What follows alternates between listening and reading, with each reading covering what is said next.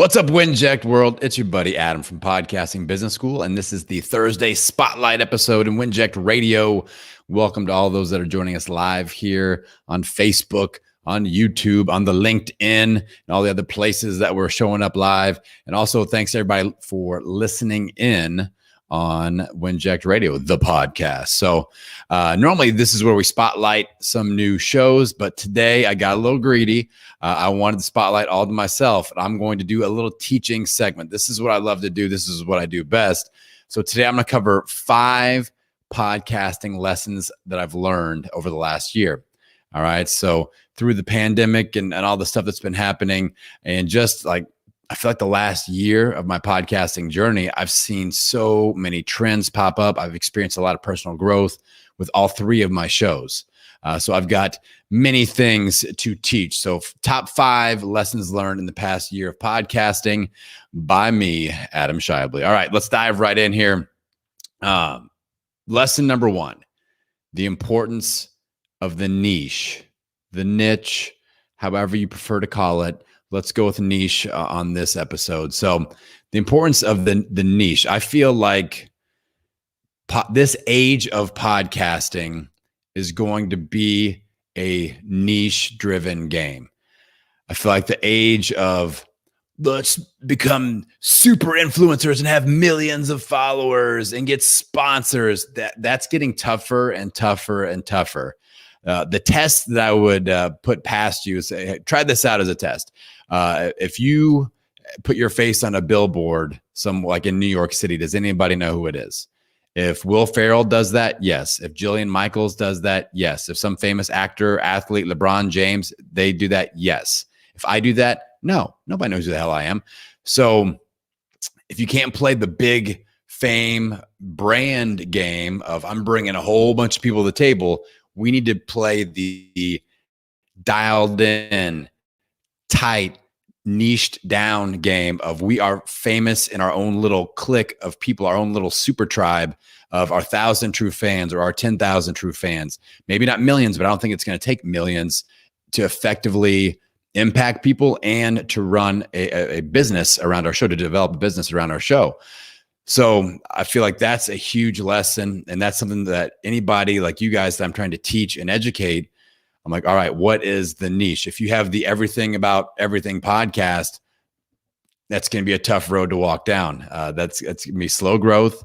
It's going to be hard to monetize, because when you say your title or somebody reads your title when they're scrolling through Apple Podcasts, I want them to raise their hand, their ears perk up, and they go, that's my zone. That's the zone that I'm wanting to learn in alignment with the goals that I have.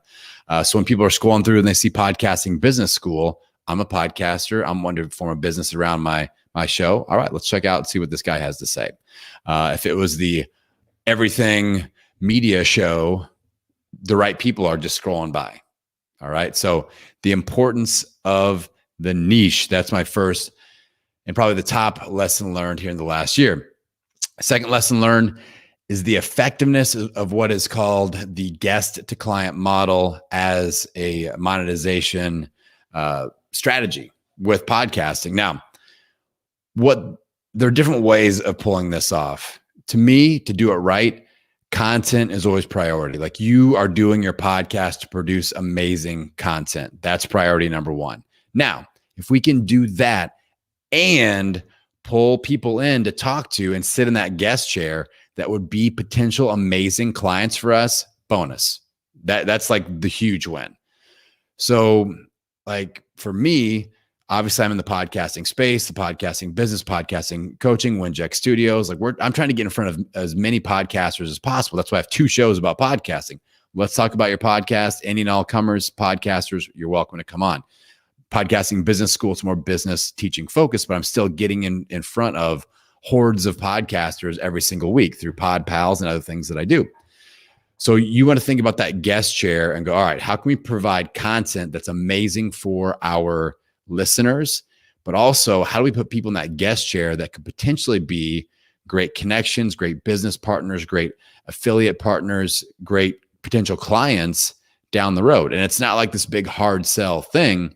It's you get past the gatekeeper of all these people. You get past whether it's their VA or their assistant or whoever is like booking them for things. A lot of people will come on the podcast and you have access to them. Now you can make friends. Now you can build a relationship, and a business relationship could develop from that. So that's my top lesson. That's my second lesson learned in the last year, is like how effective this is.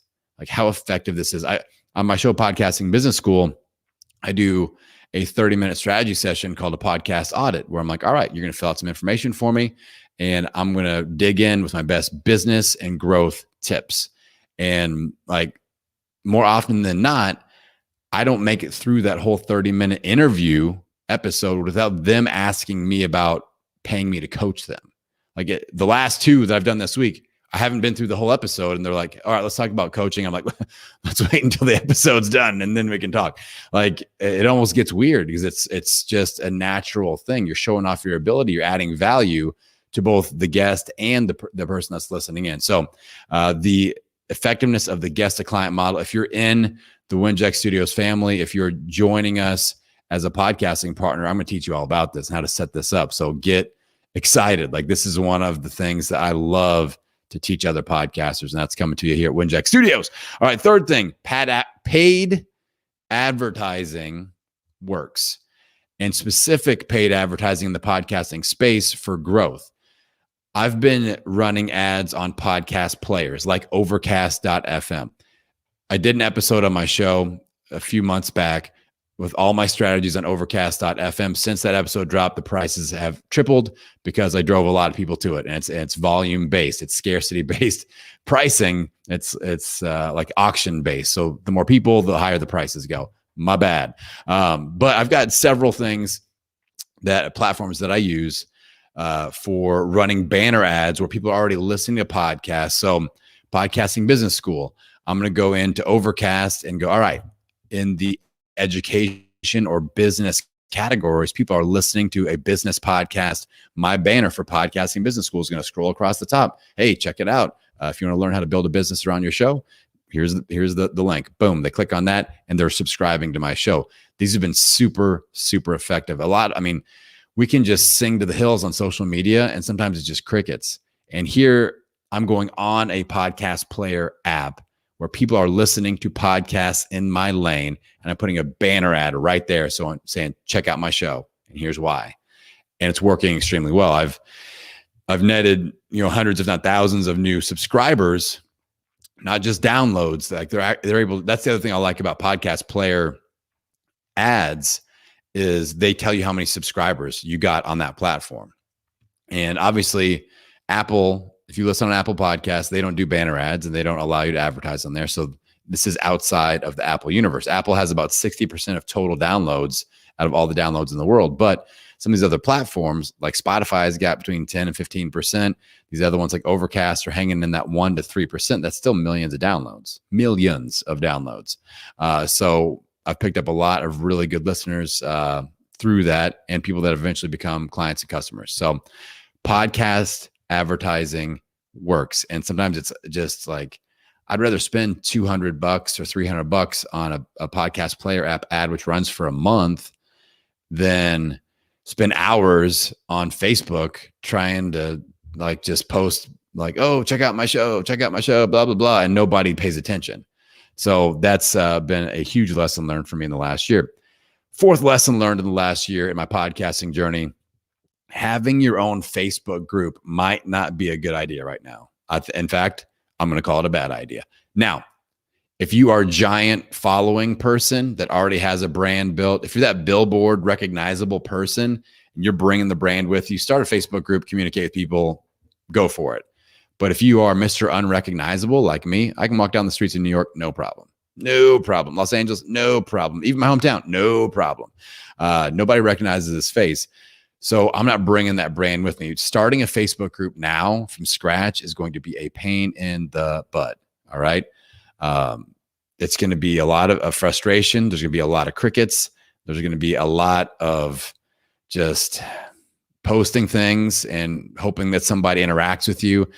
Facebook is so filtered out, and people are like, I looked the other day, I'm a member of like 600 Facebook groups. Who wants to join another damn Facebook group? Not me. people aren't checking into them. It's just like a played out thing. Now, let's flip this lesson to the other side of the coin. Where I am spending a lot of time is other people's Facebook groups that are already massive, that are already well run, that are already getting great engagement from ideal listeners for my show. I would much rather, again, you can spend hours creating content, posts for your own group of crickets, or you could do the same thing, like even like a quarter of the time, create some content, create some posts, do some engagement, and someone else is massively popular, massively populated with your ideal listeners groups. And that's what I do. I'm like, this makes way more sense. And every time I do this, I gain subscribers, I gain potential clients, I gain connections, people coming to my things, engaging in my lead magnets. It's done respectfully, of course. That's you got to play by the rules of the group. It's got to be value add driven and make connections off of the back end. But I would much rather see you all spending time diving into other people's Facebook groups compared to starting your own and going, all right, I've got 5 hours a week of content I'm going to produce, and I'm going to go live, and nobody watches that. Nobody comments on my post. What's wrong? It's going to, like, that lack of engagement will drive people to stop podcasting. And this has nothing to do with your podcast. It has everything to do with Facebook groups and people not wanting to be on there. Like, that's just how it is. So that is lesson number 4. Having your own Facebook group might not be a good idea, but I do think you can still pop into someone else's group, add value, and get a ton of value in return. All right. Not the last lesson, the last of 5. I'm only going to cover 5 today. The last lesson learned in the last year is that connection and community-based lead magnets really work. They work really well. I am singing to the hills, PodPals. Like, every podcaster I get in front of, anytime I do a podcast audit session for my show, this comes up every time. Community engagement lead magnets. People right now are starved for connection, starved for community, and they'll take it however they want it. I do mine obviously via Zoom, and that's something that's very easy to pull off. Podcasters, like, we are hungry to learn. We're hungry to level up our game. And obviously, if you're listening to this or you're watching this, you're in Winject Studios, and like, you're in the right place. This is a podcasting education hub. That is something I'm very proud to say. That's something I'm really proud to be a part of. So a community-based engagement lead magnet, like for me, it's my PodPals Zoom party. I go, okay, every other week, or what I recommend starting out is once a month, you throw a party on Zoom. And it's not a meeting. It's an event. It's a party. It's a workshop. It's a gathering of minds. It's a mastermind. Don't call it a Zoom meeting. All right, don't do that. It's way better, right? It's a late night talk show for you and your guests and your audience. But it's a place where your audience, the challenge I put out there to podcasters like you all is, when are you giving your community a chance to be a community? Think about it. Me talking into this microphone, if you're listening in, that's not me allowing you to be a community. That's me teaching you as a listener. Giving our community a chance to be a community is where they can talk to me, I can talk to them, and they can talk to each other. And there's connections going in all 3 directions. All right, and there's value being added in all 3 directions. It's a 3-directional conversation. And the next key question, I go, okay, what's the irresistible reason why your community needs to show up every single time you do this? So for me, with my PodPals Zoom party, you guys all know this. Podcasters really know that one of the best ways to grow your show is to be on other people's podcasts. You got to be down with OPP. Chris Ross, shout it. You know me. You got to be down with OPP, other people's podcasts. So that's the irresistible draw to my community engagement lead magnet. When people give me their email address, they get on my list, they get the booking link, they schedule, and they can show up every other week if they want to. And there's going to be a segment called Podcaster Speed Dating.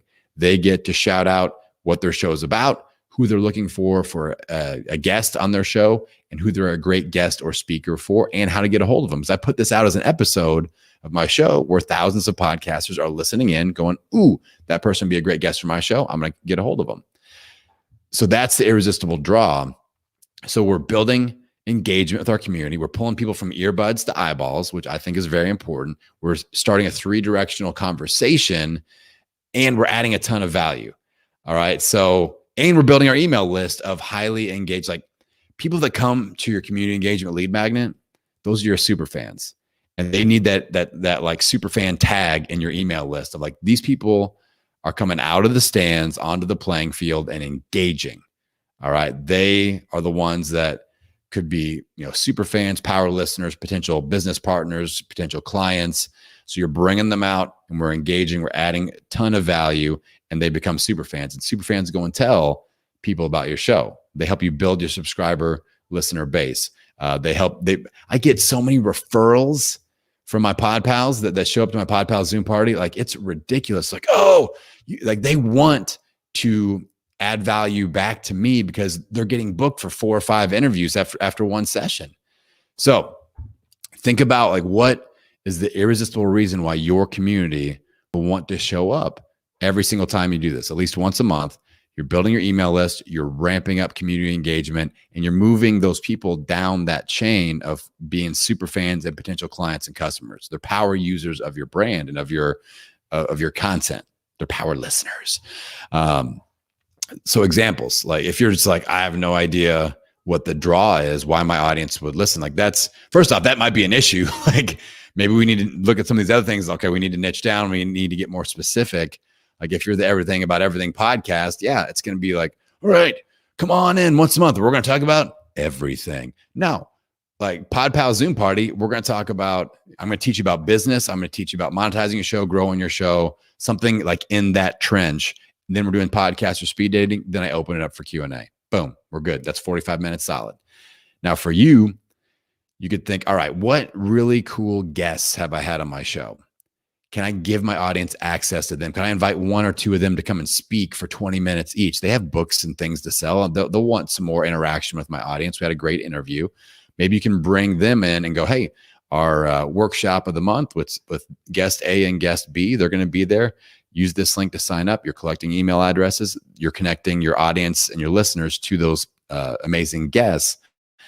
And then you are that hub. So that's a great way to do this. You can do a mini mastermind format. I like this one a lot. I haven't done this myself. I have a lot of clients that do this, where the mini mastermind is you give each person 1 to 2 minutes, and they start off talking about one thing that they're grateful for, and they put one ask out to the group. And then your goal is to try to deliver on someone else's ask in the group. So if they ask for a connection or a business tip, or like, who has a great accountant? I'm really struggling to find an accountant. And so you could email them like, here's the number of my accountant. Here's somebody that is a good, it's been referred to me before, or whatever. So that format works.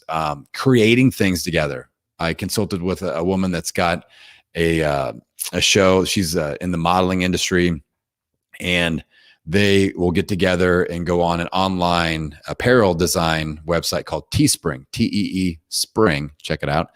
And they pull that up, and they'll go, okay, let's design some apparel, the apparel item of the month for our community.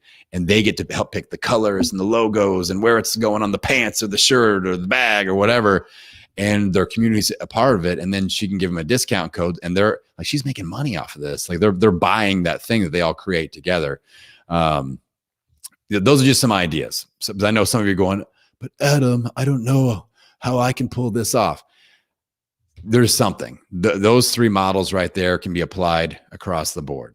Think about it like a late night talk show that you get to host once a month, maybe twice a month, like I do. Like if this starts working really well, and you're getting business and referrals and power listeners out of this, do it twice a month. I don't know if going weekly is going to be like, you want to space things out, because I like to do follow-ups with these people. So I like to have that off week to follow up. But 1 to 2 times per month, late night talk show, make it fun, give away some stuff. I know a lot of us have apparel and swag that we can give away. I bought this $35 dry erase board spinny wheel where I can write like numbers and prizes or whatever. I can spin that, give away prizes. I haven't done it in a while. But you never know. I might do it right now. You never know. So make it fun. Make it like a really good sign that you've nailed it with this community engagement lead magnet is if you get on there and you're like fired up about it, and you have a hard time sleeping afterwards. She's like, that was awesome. So much interaction, so much fun. People got so much value. That's when you know that you crushed it. So in closing here, let's wrap it up. I'll review the top 5 lessons learned of the last year. The importance of the niche. That was number 1. The effectiveness of the guest to client model. That was number 2. Number 3 was paid advertising on podcast players. That was number 3. Number 4, having your own Facebook group may not be a good idea. Let's look at other people's highly active, large Facebook groups to interact in instead. And the number 5 is having a community-based lead magnet, a community engagement lead magnet, as I call them, is really, really working right now. Now, if you have podcasting questions, if you would like for me to deliver podcasting tips to you weekly like this, hit that number below. If you're watching, it's right below. I got to enlarge my screen so I can see it. I don't have it memorized yet. 843-396-2104. 843-396-2104. That is our community number. So Chris Ross, myself, our team, we are active in there. 843-396-2104. It's a great way to interact. So if you text that number right now with the word tips, TIPS, tips, I will send you a brand new podcasting tip, kind of like what we heard today in text format. Obviously not all that. It'll be a micro dose. Don't worry. We're not going to text you every day. We're going to be respectful. We're not going to text puke on you, but I'm going to provide some value. I love this format. You can text me any podcasting questions that you have and just say, hey, Adam, blah, blah, blah. I'll answer it 100% of the time. All right. I'm dedicated to that. If you ever engage with me on social media, I answer all my DMs. I answer all my emails like that. I crave engagement. I love to teach because I know how hard that first couple of years, those first couple of 100 episodes for my first show were, and how many times I wanted to quit and how much frustration I had. And if I just had something like this number and somebody that I trusted that I could text and go, all right, this sponsorship thing, how in the world do I make this happen? Or how many episodes should I be doing per week? You know, what's my niche? How do I fix my branding? You know, how do I get more customer or listener engagement? If I could have asked those questions to an experienced podcaster that has 3 shows, fully monetized, and has, over 600 episodes, I would have been all over that. So PodPals, hit that number, text me, 843-396-2104. And you all heard the mad scientist Chris Ross yesterday talking about our brand new website at winject.com. It's going to be live at some point in the next 24 hours, live action, and it is amazing. It's going to be the entire education hub that we're putting together for podcasters. It's unlike anything I've ever seen. I've been in the game for 5+ years, 3 shows, 600+ episodes. I attend all the events. I talk to all the people. This is different. It's special. And I'm making sure that we are solving, like actively going after and attacking and solving the major pain points that most podcasters out there are experiencing. So shortening your learning curve when it comes to having a great show, shortening your learning curve when it comes to having audience engagement, no more crickets, shortening the learning curve to makes the monies. I know a lot of you want, your podcasting hobby, if it's a hobby, it should at least pay for itself. You shouldn't be in the hole every month for your microphone and your hosting fees and all this stuff. It should at least be paying for itself. I want it to become a lucrative side hustle. I know some of you want to go full-time like me. All right. We're going to pave that road and make it much easier. All right. So stay tuned, stay plugged in, Winject World. And with that, I will sign out wishing you health, happiness, and many downloads. 𝗟𝗏𝗪, drop the music. DJ 𝗟𝗏𝗪. Do it. This podcast is part of the Winject Studios network, where podcasters come together to focus on community, collaboration, and collective impact. For more information on how to apply to join the network, go to www.winject.com. That's WINJECT.com. If you're ready to make a difference through podcasting, then we're ready to see you there.